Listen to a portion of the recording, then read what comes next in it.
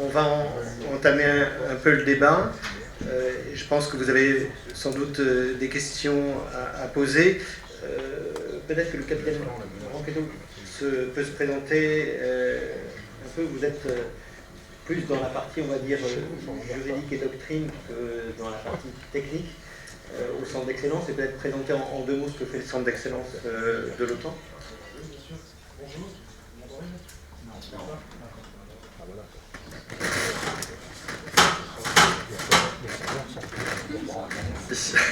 Voilà, bonjour à tous. Je suis très content et très honoré d'être ici. Alors, je voudrais d'abord donner une première précision concernant le centre de cyberdéfense. Pour le définir en un mot, c'est un think tank. Donc c'est pas une unité opérationnelle, on ne fait pas de la défense des réseaux de l'OTAN. On est là pour faire de la recherche et pour vous donner un équivalent. L'équivalent, ce serait l'ENISA pour l'Union européenne. Et à titre d'info, je suis commissaire, donc j'étais affecté là-bas en tant que conseiller juridique et je travaille sur les questions de droit et de doctrine. Voilà, ça c'était mon premier point. Deuxième point, je voudrais approfondir ce qui a été dit ce matin concernant l'applicabilité du droit international. Nos deux premiers intervenants en ont parlé assez succinctement. Tout le monde aujourd'hui s'accorde à penser, alors il y a on va dire, un consensus global dans le monde, on va dire, euro-atlantique, les Américains et les Européens sont assez d'accord là-dessus, que le droit international tel qu'il existe s'applique aujourd'hui. Il n'y a pas besoin d'adopter de nouvelles normes, un nouveau traité, pour s'adapter aux changements qu'induit le cyberespace. Par exemple, je vous invite à aller voir la déclaration du sommet du Pays de Galles en 2014, où l'OTAN déclare solennellement, oui, nous reconnaissons, le droit international s'applique, et cela a pour corollaire l'application des principes qui sont liés au droit international. Le principe de souveraineté, le principe de due diligence, donc c'est-à-dire qu'un État est censé contrôler tout ce qui se passe sur son territoire. Souveraineté, je ne peux pas aller entraver, ou du moins rompre la souveraineté d'un autre État, etc., etc. Et donc ça a tout un tas d'applications sur la pratique des États dans le cadre de leur cyberopération, puisque évidemment le cyberespace est omniprésent, il est partout, et ça pose des questions, notamment pour ces aspects transfrontaliers et ce côté, cette ubiquité du cyber. En deuxième lieu, rapidement, parce qu'après je pense qu'on passera aux questions, c'est sur la planification opérationnelle. Je citerai un grand penseur qui était Mike Tyson, qui disait tout le monde a un plan jusqu'à ce qu'on se fasse taper dessus. Et c'est un peu le cas dans le cadre de la cyber, c'est-à-dire qu'on essaie de mettre en place tout un tas de plans qui vont nous permettre de répondre à toutes les attaques. Seulement, un, on ne peut pas répondre à toutes les attaques, il y en a tellement. Deux, ces attaques ne sont pas forcément mortelles.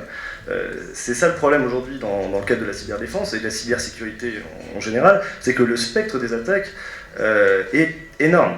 Vous avez à un bout du spectre, je perds l'usage de Facebook, mon Dieu, et à l'autre bout du spectre, des gens vont mourir. Donc, et là-dessus, vous pouvez appliquer un tas d'attaques très différentes que vous pouvez mener grâce à des moyens informatiques. Donc, effectivement, pour répondre à cet ensemble de menaces, il faut quand même s'adapter et il faut aussi savoir raison garder dans ce domaine.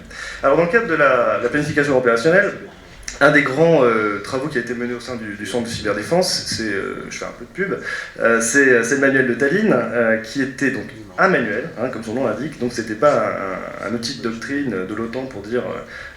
alors, ça a aidé l'OTAN à justement définir ses principes stratégiques, mais c'était vraiment un document qui était là pour aider les décideurs politiques pour utiliser le cyber à des fins, soit à des fins de rétorsion, pour répondre à une cyberattaque.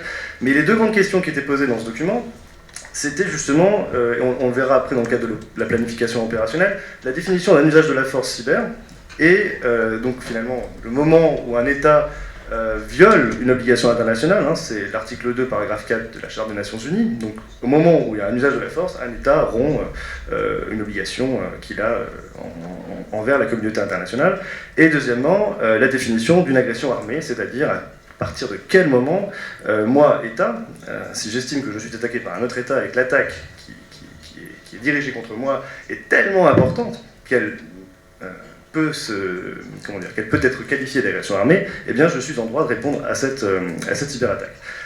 Donc voilà les deux traits très importants, puisque finalement, lorsqu'on va parler des aspects juridiques des opérations, c'est comment on gère l'usage de la force dans le cadre d'une opération. Et l'un de nos intervenants l'a dit, lorsqu'on a monté l'opération en Centrafrique, on a dit les opérations cyber, on va dire, plus offensives, ou on va dire de la défense un peu plus musclée, eh bien, on va éviter.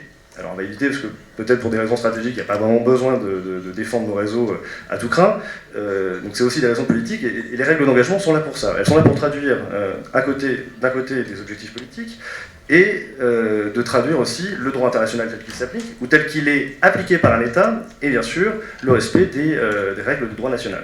D'accord ? Donc effectivement, si la France s'engage dans une opération, elle prend cet ensemble d'éléments.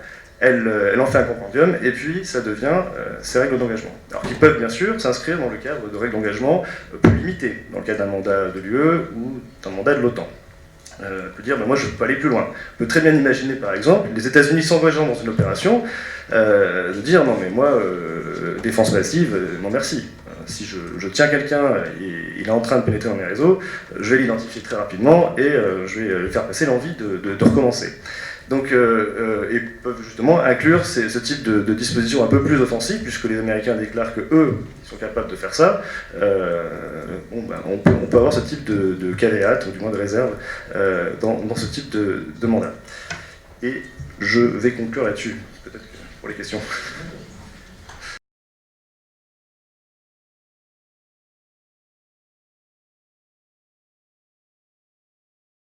À quoi sert la planification ? En fait, la planification ne sert pas à répondre à tous les scénarios possibles et imaginables. C'est impossible, et c'est virtuellement impossible. La guerre ne se déroule jamais, et ne se déroulera jamais, comme le plan l'a prévu. Donc le plan, c'est avant tout quelque chose qui va nous permettre de réfléchir aux implications, réfléchir aux actions, et réfléchir aux réactions que l'on peut envisager et mener. Parce que ce n'est pas dans une situation de crise qu'on aura la réponse la plus adaptée et la plus efficace possible, si on s'y met qu'à ce moment-là.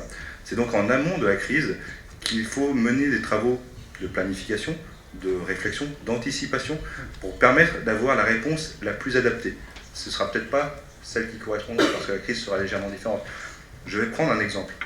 Aujourd'hui, CryptoLocker est quelque chose qui est un vecteur d'attaque qu'on fréquemment utilisé.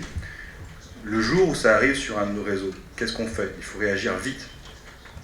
Si on a la nécessité de couper une partie du réseau pour éviter la propagation de l'attaque, il faut être sûr, à ce moment-là, qu'on a bien identifié tous les correspondants qui permettront justement cette coupure de réseau.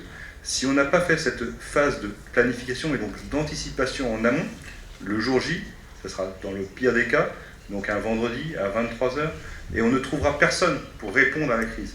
Si on a fait le travail de planification en amont, et bien dans ce cas, on aura des procédures, des outils qui nous permettront de répondre au mieux à la crise, donc d'évacuer des questions matérielles, des questions d'intendance, pour se consacrer uniquement à l'essentiel et donc aux effets à obtenir, à la réflexion sur les points les plus importants, et donc ça nous permettra donc de se consacrer à l'essentiel.